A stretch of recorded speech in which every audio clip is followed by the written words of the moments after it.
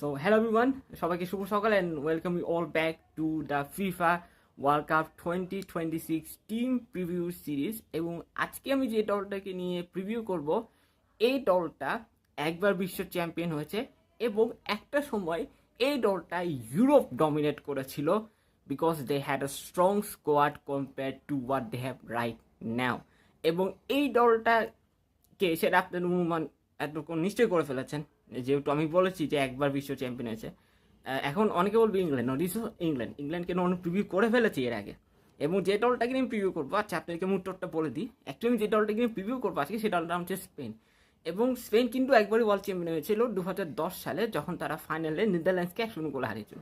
এখন প্রশ্নটা হচ্ছে, এই যে আমি শুরুতে বলেছিলাম না যে এই দলটা একটা সময় ইউরো ডমিনেট করেছিল, আপনারা ঠিকই শুনেছেন। স্পেন 2008 এবং 2012 সালে ইউরো চ্যাম্পিয়ন ছিল। এবং ওই সময়টারে যে দলটা ছিল, ডেভিড ভিয়া বলেন, কার্লোস পুয়োল বলেন, Gerard Pique, Sergio Ramos, Busquets, Jordi Alba, Iniesta, Xavi, Casillas, মানে ফুল অফ সুপারস্টার্স। এবং ওই দলটাকে তখন হারানো প্রত্যেকটা দলের কাছে একটা ড্রিম ছিল যে এই প্রাইম স্পেনকে খুব কম দলে এসে কম্পিটিশন দিতে পারতো বা হারাতে পারতো। এবং ওই সময় যে রাজত্বটা স্পেন তৈরি করেছিল না, that was something else. So এবার আসি মূল বিষয়ে, যে স্ট্যাটস। স্পেন এখন পর্যন্ত 2026 বিশ্বকাপের আগ পর্যন্ত মোট 16 বার বিশ্বকাপ অংশগ্রহণ করেছে। এবং যার মধ্যে 2010 সালে তারা চ্যাম্পিয়ন হয়েছে, 1950 সালে তারা চতুর্থ স্থান অর্জন করে, যেটা ছিল 2010 সালে চ্যাম্পিয়ন হবার আগে তারা সর্বোচ্চ সাফল্য।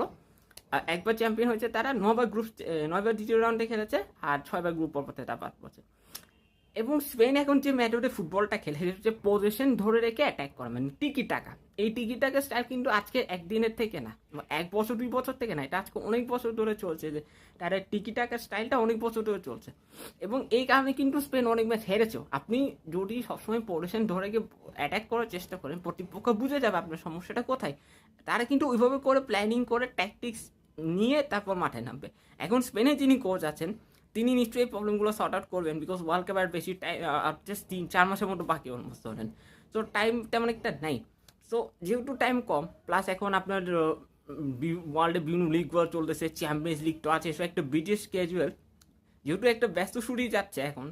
তো ওই জায়গাটা থেকে পার্সোনালি যেটা মনে করি, যে প্লেয়ারদের ইঞ্জুরি একটা কনসার্ন আছে, ফিটনেসের একটা ব্যাপার আছে, অ্যান্ড প্ল্যানিংয়ের একটা ব্যাপার আছে। কোচের প্লেয়ারদের মানে প্রত্যেকটা প্লেয়ারকে নিয়ে সেটা নিশ্চয়ই প্ল্যানিং করে গেছে, বা নির্দিষ্ট কয়েকটা প্লেয়ারকে নিয়ে প্ল্যানিং আছে। সো ওইভাবে করে আসলে আগানোটা একটু টাফ হবে ডিউ টু কন্টেস্টেড সিচুয়াল, ডিউ টু কন্টেস্টেড